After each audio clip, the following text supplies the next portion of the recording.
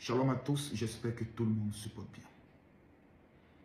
Je sais que beaucoup de personnes s'attendaient à ma sortie en se disant pourquoi le général ne parle pas sur la situation du Togo et l'arrestation de Latif Amron au niveau du Togo, dont on a vu les vidéos de son enfant qui m'a beaucoup touché. Je me suis mis à la place de cet artiste en se disant si demain j'étais dans la même situation, ce serait peut-être ma fille ou mes enfants qui se rassembleraient dans le but de pouvoir faire une vidéo. Vous savez, souvent la prise de parole dans ces situations assez sensibles et assez délicates peuvent être interprétées que ce soit en bien ou en mal.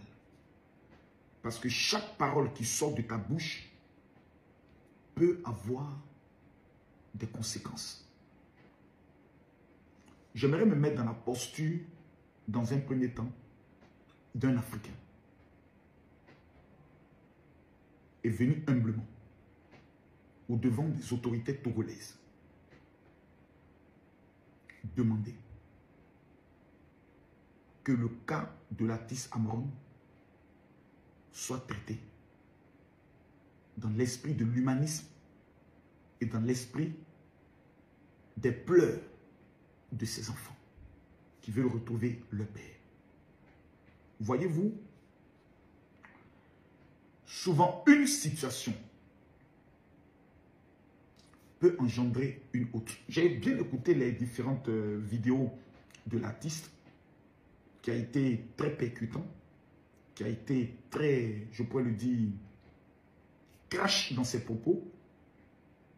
Personnellement, je ne connais pas les réalités internes au sein du Togo, un pays que j'aime énormément, un pays que je visite chaque année, un pays auquel je suis immensement attaché parce que je connais son alliance avec Israël et j'aimerais demander humblement au président de la République de jeter un regard très spécial sur le cas de cet artiste dont tous les médias aujourd'hui en parlent.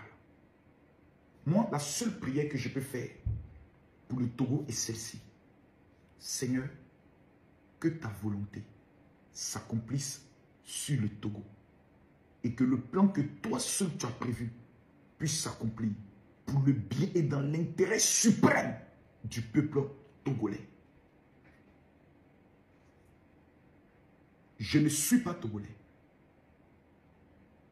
mais je vois beaucoup de Togolais actuellement en train de faire des vidéos sur des panels qui vont jusqu'à 30 000, 40 000 personnes. Il y a une aspiration et il est plus qu'important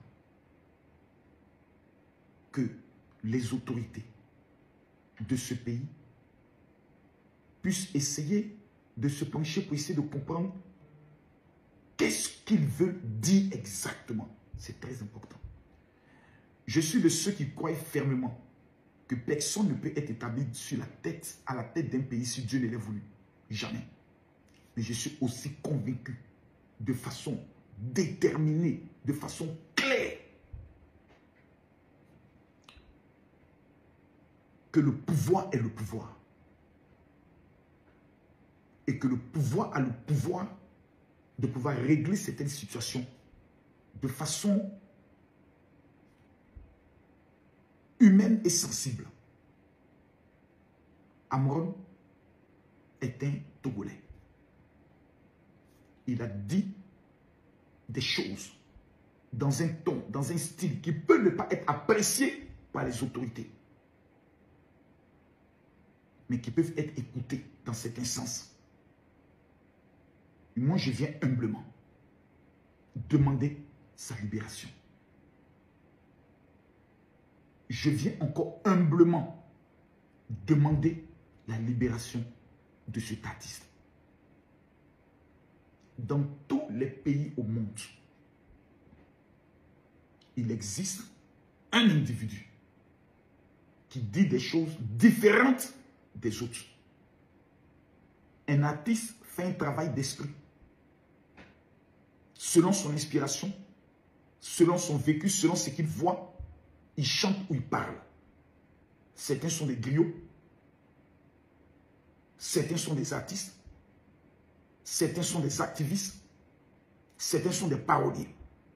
Moi, tout ce que je demande, moi, mon pays, la Côte d'Ivoire, a connu 10 ans de guerre.